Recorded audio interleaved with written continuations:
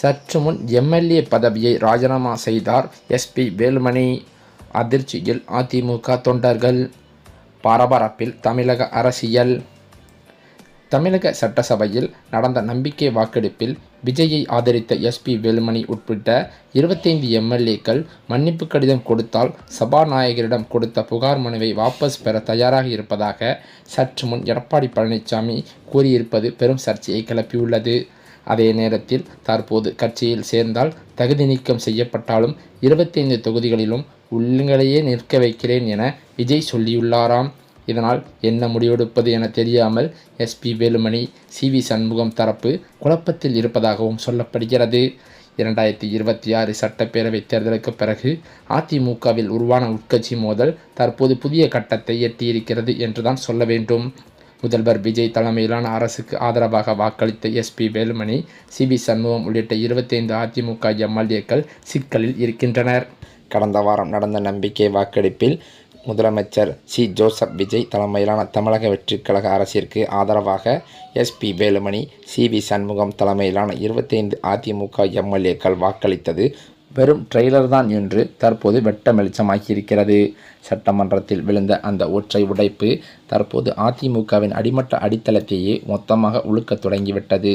மாவட்ட செயலாளர்கள், கோட்டை தளபதிகள், அடிமட்ட தூண்கள் என அதிமுகவின் முக்கிய நிர்வாகிகள் தாவேகா நோக்கி படையெடுக்க தொடங்கியிருப்பது மட்டுமல்லாமல் திமுகவை நோக்கியும் பலரும் படையெடுத்திருப்பது தற்போது பெரிய அதிர்ச்சியை ஏற்படுத்தியிருக்கிறது.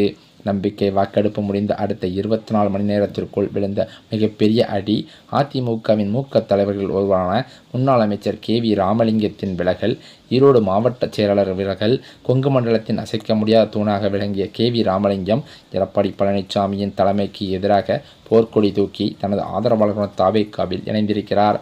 அது மட்டுமில்லாமல் தற்போது சமீபமாக இன்றைய தினம் செம்மலை அவர்கள் அதிமுகவை விட்டு விலகியிருப்பது காலையிலேயே எடப்பாடி பழனிசாமிக்கு தலையில் பெரிய இடி விழுந்தது போல் காணப்படுகிறது. இந்த சூழ்நிலையிலோ தமிழக பள்ளிக்கல்வித்துறையில் கடந்த 16 ஆண்டுகளாக நீடித்து வரும் சம வேலைக்கு சம ஊதியம் கோரிக்கைக்கு விரைவில் தீர்வு கிடைக்கலாம் என்ற எதிர்பார்ப்பு ஆசிரியர்கள் மத்தியில் தற்போது எழுந்துள்ளது.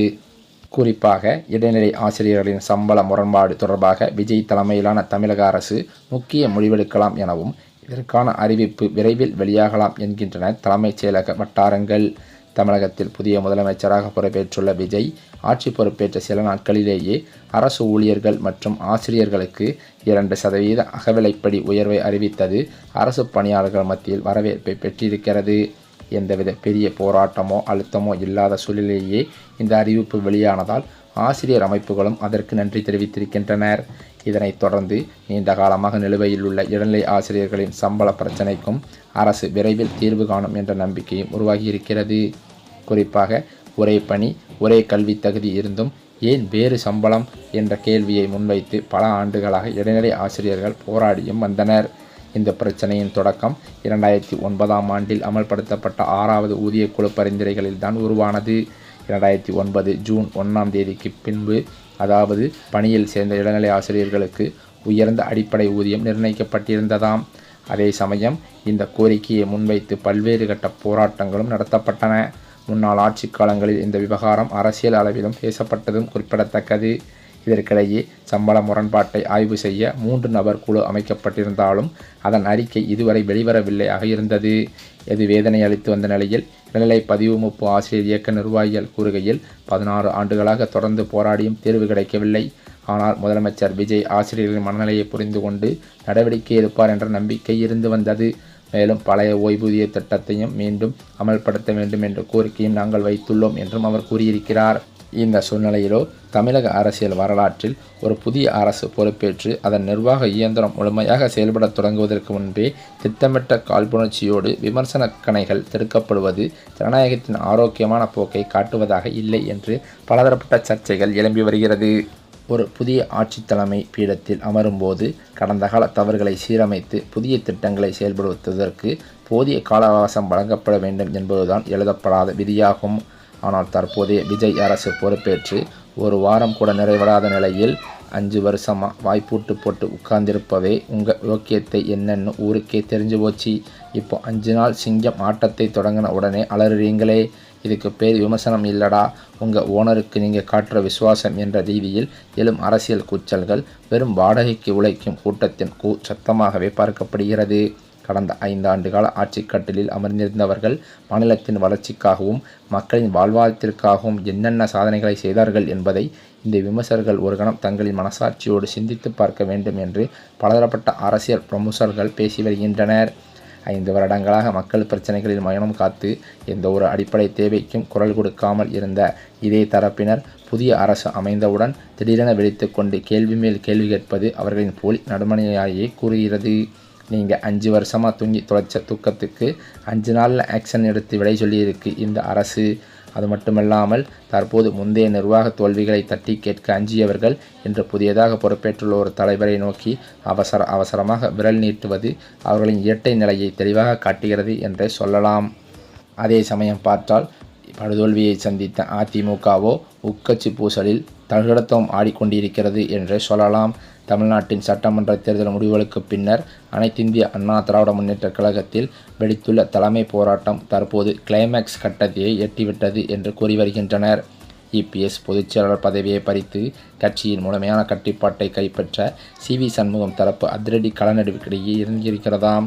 மறுபுறம் ராயப்பேட்டை தலைமை அலுவலக கட்டுப்பாட்டையும் சின்னத்தையும் தக்க வைத்துக் கொள்ள எடப்பாடி பழனிசாமி தனது சட்ட போராட்ட வியூகங்களை முடுக்கிவிட்டிருக்கிறார் என்றும் ஒரு பக்கம் கூறுகின்றனர். சட்டமன்ற உறுப்பினர்களின் பெரும்பான்மை ஆதரவோடு தனி அணியாக செயல்பட்டு வரும் CV சண்முகம் தரப்பு சட்டமன்ற பேரவையில் பல பரீட்சை நடத்தி வருகிறதாம். இபிஎஸ் தமிழக ஆளுநரை சந்திக்க அனுமதி கோரியிருந்தது. ஆளுநர் சந்திப்பிற்கு தொடர்ந்து தாமதம் ஏற்பட்டும் வருகிறது. எடப்பாடி பழனிசாமியை பொதுச்செயலாளர் பதவியிலிருந்து சட்டப்பூர்வமாக நீக்க பொதுக்குழுவின் ஒப்புதல் மிக அவசியமாக. இதன் காரணமாக கட்சியின் அவசர பொதுக்குழுவை கூட்டுவதற்காக மாநிலம் முழுவதும் உள்ள பொதுக்குழு உறுப்பினர்களின் ஆதரவு கோரி CV சண்முகம் தரப்பு தீவிர கையெழுத்து வேட்டையை முடுக்கிவிட்டிருப்பதாகவும் கூறி வருகின்றனர். இதன் தொடர்ச்சியாகத்தான் புதுக்கோட்டை வைரமுத்து, தென்காசி கிருஷ்ணமுரளி என்ற குட்டியப்பா உட்பட தனது தலைமைக்கு எதிராக அதிருப்தி முகாமில் செயல்பட்ட 28 மாவட்ட செயலாளர்களை இபிஎஸ் ஏற்கனவே அதிரடியாக பதவி நீக்கம் செய்திருக்கிறார். இருப்பினும் CV சண்முகம் தரப்பு பொதுக்குழு உறுப்பினர்களை தங்களது பக்கம் இழுக்க தீவிரமாக வேலை செய்வதை அறிந்து இபிஎஸ் முகாம் எச்சரிக்கை அடைந்துள்ளதும் குறிப்பிடத்தக்கது. அனைத்து இந்திய அண்ணா திராவிட முன்னேற்றக் கழகத்தில் வரலாறு காணாத அளவிலான தலைமை போரும் உட்கட்சி பூசலும் வெடித்திருக்கிறது. கடந்த 10 ஆண்டுகளில் கட்சி சந்தித்த தொடர் தேர்தல் தோல்விகள் மற்றும் 2ஆம் கட்ட தலைவர்களை ஆலோசிக்காமல் எடுக்கப்பட்ட முடிவுகளே இந்த அதிருப்திக்கு காரணமாகவும் அதிமுக தலைமையும் கூறி வருகிறது. இந்த சூழ்நிலையிலோ அதிமுகவின் திருச்சி கிழக்கு மாவட்ட ஆலோசனை கூட்டமானது மே 17ஆம் தேதி மாவட்ட செயலாளர் முன்னிலையில் நடைபெற்றுள்ளது. அது மட்டுமல்லாமல் அந்த கூட்டத்தில் பல முடிவுகள் எடுக்கப்பட்ட நிலையில் அதிமுக 2ஆக பிரிந்திருந்திருக்கக்கூடிய நிலையில் இபிஎஸ் அணியில் எவ்வளவு ஆதரவாளர்கள் இருக்காங்க, எவ்வளவு எதிர்ப்பாளர்கள் இருக்காங்க என்ற கேள்விகளும் பல்வேறு விதமாக எழுதப்பட்டு அந்த கருத்திற்கு அவர்கள் முடிவுகள் கோரும் வகையில் திமுகவிற்கு எழுப்பதற்கான பல்வேறு வேலைகளும் நடைபெற்றதாகவும் கூறப்படுகிறது. இப்படிப்பட்ட நிலையில்தான் தற்போதைய சூழ்நிலைப்படி அதிமுகவிலிருந்து பல்வேறு முக்கிய புள்ளிகள் மாவட்ட செயலாளர்கள் இபிஎஸ் தரப்பிற்கு எதிராக செயல்படுவதன் காரணத்தினால் அதிமுகவை விட்டு அடிப்படை உறுப்பினர் பதவியிலிருந்தும் முற்றிலுமாக எடப்பாடி பழனிசாமி நீக்கி வருவது குறிப்பிடத்தக்கது. இதனைத் தொடர்ந்து தற்போது வரை அதிமுகவின் எதிர்த்தரப்பாக எடப்பாடிக்கு எதிர்த்தரப்பாக இருந்து வரும் SP வேலுமணி மற்றும் CV சண்முகம் தரப்புகளான 25 MLAக்கள் அதிமுகவை விட்டு விலகி தவேகாவில் இணைவதற்கான அதிரடி வேலைகளை தொடங்கியிருப்பதாக தகவல்கள் வெளியாகியுள்ளது. அது மட்டுமில்லாமல் தவேகா அரசிற்கு ஆதரவு தெரிவித்த நிலையில் அவருக்கு SP வேலுமணி அவர்களுக்கும் CV சண்முகத்திற்கும் அமைச்சர் பதவிகள் வழங்க விஜய் திட்டமிட்டிருப்பதாகவும் அதற்கான வேலையை அவர் தொடங்கிவிட்டதாகவுமே தகவல்கள் வெளியாகியுள்ளது.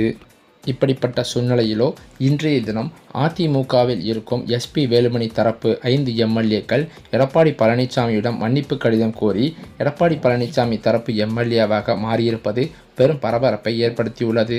அதனைத் தொடர்ந்து அதிமுகவின் 3 MLAக்கள் தற்போது ராஜினாமா செய்துவிட்டு தவேகாவில் இணைந்து இருப்பதும் அதிமுகவின் அடிமட்ட அரசியலையே ஆட்டியுள்ளது என்றே சொல்ல வேண்டும்.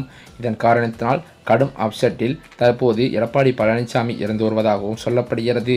அதே சமயம் அதிமுகவின் அடிப்பட்ட தொண்டர்கள் அனைவருமே தற்போது கடும் அதிருப்தியில் இருந்து வருவதாகவும் தகவல்கள் வெளியாகியுள்ளன.